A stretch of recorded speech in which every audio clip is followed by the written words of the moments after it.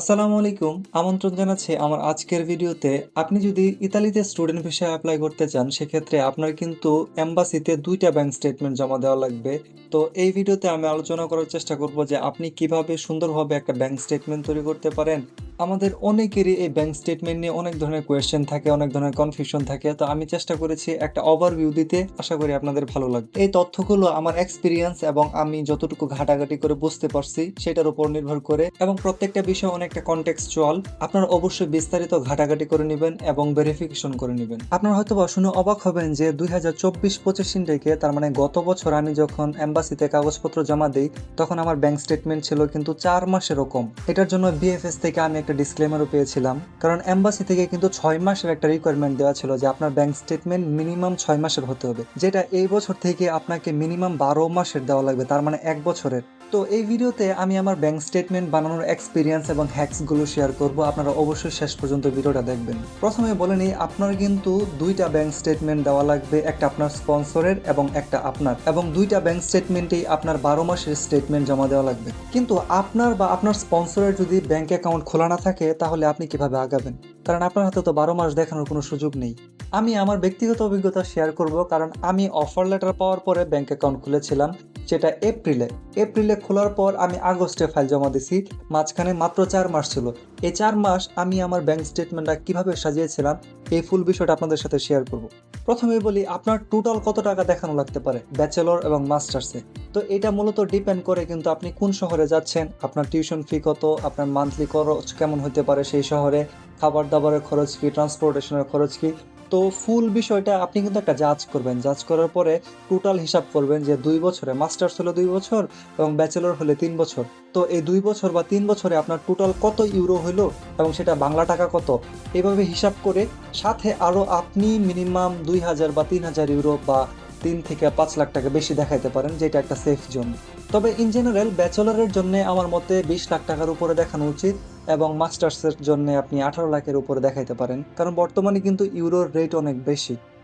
চলুন এখন ট্রানজ্যাকশন নিয়ে কথা বলি, কারণ এটা হলো এমন একটা বিষয় যে আপনার স্পন্সর, আপনি যে পড়াশোনা করতেছেন এখন পর্যন্ত, এই ফুল টাইমটাতে আপনার স্পন্সর আপনাকে রেগুলার টাকা দিচ্ছে, এই প্রুফটা কিন্তু আপনার ব্যাংক স্টেটমেন্টে ফুটিয়ে তুলতে হবে।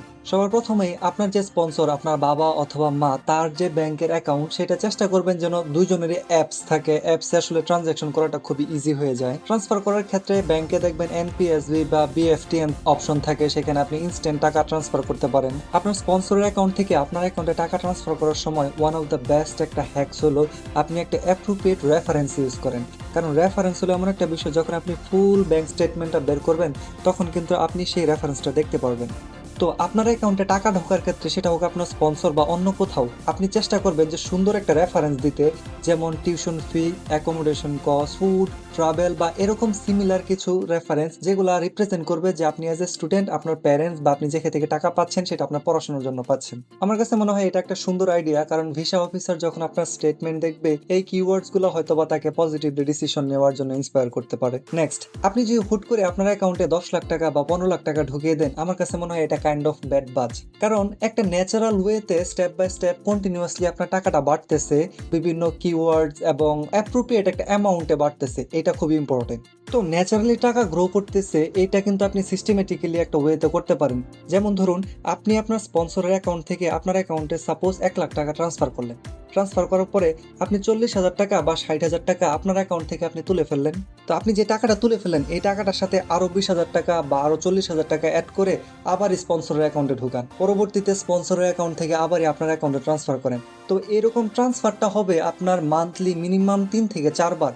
আপনি মোস্ট ইম্পর্টেন্টলি মাথায় রাখবেন যে আপনার কিন্তু এটা ন্যাচারালি বোঝানো লাগবে। আপনার ট্রান্সফার আপনার স্পন্সর থেকে আপনার ব্যাংকে করার পরে যেই টাকাটা থাকতেছে, যেমন ওই যে 1 লাখ টাকা পাঠাইছিলেন, ওইখানে 40,000 টাকা রইলো, পরে আবার যখন 1 লাখ টাকা ঢোকাবেন, তখন কিন্তু আবার এরকম 40,000 বা 50,000 থাকবে। তো এই যে মাঝখানে 1 লাখ টাকা বাইরে গেলো আপনার অ্যাকাউন্টে, এটাই কিন্তু আপনার মূলত একটা প্লাস পয়েন্ট। এছাড়াও আপনি চাইলে 1 লাখ টাকা, 2 লাখ টাকা, 5 লাখ টাকা ঢোকাইতে পারেন। এইটা মানুষের কাছে টাকা থাকেই, স্বাভাবিক ঢোকাইতেই পারে। আপনি যদি এইভাবে সিস্টেমেটিক্যালি করেন, সেক্ষেত্রে আমার কাছে মনে হয় একটা গুড ওয়ে। আরেকটা বিষয় অনেকে জিজ্ঞেস করে থাকেন, সেটা হলো আমি কি লোন নিয়ে দেখাতে পারবো কিনা ব্যাংক স্টেটমেন্ট। আপনি দেখাতে পারবেন যদি আপনি লোন বেয়ার করতে পারেন, সেক্ষেত্রে আপনি অবশ্যই পারবেন। আমি নিজেও ব্যক্তিগতভাবে কিছু টাকা লোন নিয়েছিলাম, তো যদি আপনার লোন নেওয়া লাগবে এরকম একটা পসিবিলিটি আপনি দেখতে পারেন, সেক্ষেত্রে কিন্তু আগেই আপনার ডিসাইড করে নেবেন যে এই ব্যাংকে অ্যাকাউন্ট করি, সো দ্যাট তারা আমাকে দিবে। আগেই তাদের সাথে একটা ডিসকাস করে নেবেন যে তারা কি স্টুডেন্ট লোন দেয় কিনা বা এই ফেসিলিটির সম্পর্কে। পরবর্তীতে দেখবেন আপনি একটাতে ব্যাংক স্টেটমেন্ট চালু করছেন, আপনার লোন নেওয়া লাগে, ওইখান থেকে আপনার অনেক বেশি প্যারা হয়ে যাচ্ছে বিষয়টা। তো ব্যাংক স্টেটমেন্টে কিন্তু আপনি চাইলে আপনার বিকাশেও 2,000 টাকা 5,000 টাকা আপনি ডিপোজিট দিতে পারেন, এগুলোও থাকবে। এখন আপনি অন্য জায়গা থেকে আপনার অ্যাকাউন্টে ঢোকাচ্ছেন, আপনার বিকাশে ডিপোজিট দিতেছেন, আপনার রেগুলার যত কাজ আপনি ওটাতে করতেছেন, বরঞ্চ এটা আরও ভালো, এটা আপনার রেগুলারিটি শো করতেছে। এই ব্যাংক স্টেটমেন্টের পাশাপাশি আপনার স্পন্সরশিপ এফিডেভিটটা কিন্তু অত্যন্ত গুরুত্বপূর্ণ আরেকটা বিষয়। কারণ এইখানে আপনি যত টাকা লেনদেন করতেছেন এবং শেষে যখন আপনি স্টেটমেন্ট বের করবেন তখন যত টাকা আপনার ওইখানে থাকবে, এটা কিন্তু আপনার এক্স্যাক্টলি আপনার এফিডেভিটে দেওয়া লাগবে।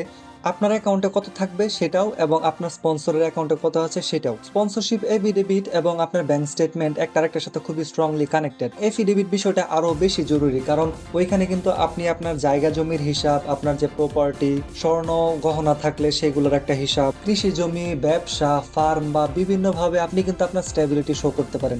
আপনার ওইখানে দেখানো লাগবে মান্থলি আপনার কত টাকা ইনকাম, আপনার ইয়ারলি কত টাকা ইনকাম, আপনার না কিন্তু আপনার স্পন্সরের। আরেকটা গুরুত্বপূর্ণ বিষয় হলো যে কার অ্যাকাউন্টে আপনি কত টাকা রাখবেন। সাপোজ আপনার 20 লাখ টাকা আছে, সেক্ষেত্রে আপনার অ্যাকাউন্টে কত থাকবে, আপনার স্পন্সরের অ্যাকাউন্টে কত থাকবে। আমার কাছে মনে হয় আপনি 70 এবং 30 একটা রেশিও মেনটেন করতে পারেন। 70 থাকবে আপনার অ্যাকাউন্টে এবং 30 থাকবে আপনার স্পন্সরের অ্যাকাউন্টে। আপনি এটা চাইলে 60-40 এরকমও করতে পারেন, তবে আমার কাছে আপনার অ্যাকাউন্টে একটু বেশি দেখাইলে এটাই সেফ মনে হয়। আপনি কিন্তু বেশ কিছু সাপোর্টিং ডকুমেন্ট দিয়ে আপনার ফাইন্যান্সিয়ালি স্টেবিলিটিটা আরও বেশি প্রুফ করতে পারেন। যেমন ধরুন, আপনি চাইলে ট্রেড লাইসেন্স দিতে পারেন, আপনার এবং আপনার স্পন্সরের টিন সার্টিফিকেট, স্যালারি সার্টিফিকেট, এছাড়াও আছে ট্যাক্স রিটার্ন সার্টিফিকেট। আপনার প্যারেন্টস হয়তো বা জায়গা জমি বা চাকরির জন্য ট্যাক্স রিটার্ন বা কর দিয়ে থাকে সরকারকে, ওটার কিন্তু একটা রিটার্ন কপি থাকে, আপনি চাইলে ওইটাও জমা দিতে পারেন। যদি না থাকে সেক্ষেত্রে আপনি একটা উকিল ধরে ইমিডিয়েট একটা ট্যাক্স রিটার্ন কপি বানাইতে পারেন। এছাড়াও যদি গত বছরের আগের বছরের থাকে সেটাও দিতে পারেন। অনেকে আবার জিজ্ঞেস করে থাকেন যে কারা স্পন্সর হতে পারবে। ইতালিতে আপনার অবশ্যই ফ্যামিলি মেম্বার স্পন্সর হওয়া লাগবে, বাবা মা ভাই বোন, তবে বাবা বা মা হলে সবচেয়ে বেশি ভালো হয়। আপনারা কিন্তু চেষ্টা করবেন যেন 12 মাসের স্টেটমেন্টটি আমি জমা দিতে পারি। যদিও আপনার অ্যাকাউন্টে প্রথম দিকে টাকা কম ছিল, তবু আপনি চেষ্টা করবেন 12 মাসের স্টেটমেন্টটি যেন আমি দিতে পারি। এবং আমি যেই ফ্যাক্টগুলো বললাম এগুলো অবশ্যই মাথায় রাখবেন। ন্যাচারালি টাকা বাড়তেছে, এই বিষয়টা খুবই ইম্পর্টেন্ট। এই বছর অনেকে রিজেকশন হয়েছে, রিজন ছিল যে আপনি লাস্ট মোমেন্ট ডিপোজিট, মানে শেষের 1 মাস বা 2 মাসের ভিতরে তারা অনেক টাকা ঢুকাইছে, এরকম একটা বিষয়। এখানে ম্যাটার করে যে আপনার সোর্স অফ ইনকামটা কি, সেটা আবার আপনার ওই এফিডেভিটে কিন্তু সুন্দর করে আপনার গুছিয়ে বলা লাগে, এক্সপ্লেন করা লাগবে বা প্রুফ করা লাগবে যে এই টাকাটা আমার এইভাবে আসছে। আপনি সব কিছু ঠিক রাখার পরেও আপনার ভিসার নিশ্চয়তা কিন্তু কেউ দিতে পারবে না। তো চেষ্টা করবেন যেন আপনার বেস্ট ট্রাইটা আপনি করেন ব্যাংক স্টেটমেন্ট এবং এফিডেভিট, এই দুইটা বিষয় সাজানোর জন্য। কারণ এই দুইটা বিষয় আপনাকে প্রুফ করবে যে আসলে আপনি ফাইন্যান্সিয়ালি কতটুকু স্টেবল। আর আমার 4 মাসের ব্যাংক স্টেটমেন্ট দিয়ে ভিসা হয়েছে সেই মোটিভেশন নিয়ে আপনি আগাবেন না প্লিজ। আপনার হয়তোবা কনটেক্সট সিচুয়েশন আলাদা হবে। আমি ইউনিভার্সিটির সাথে রেগুলার কন্ট্যাক্টে ছিলাম, আমি যেভাবে সম্ভব হয়েছে আমি চেষ্টা করছি, আমি আমার হাইয়েস্ট ট্রাই দিছি। আমি জানি না আপনার কাছে হাইয়েস্ট ট্রাইয়ের মানে কি। তো এই ছিল আমার আজকের ভিডিও। আপনাদের যদি স্পেসিফিক কোনো কোয়েশ্চেন থাকে সেক্ষেত্রে কমেন্ট বক্সে জানাতে পারেন, আমি চেষ্টা করবো আপনাদের রিপ্লাই দিতে। তো থ্যাংক ইউ সো মাচ।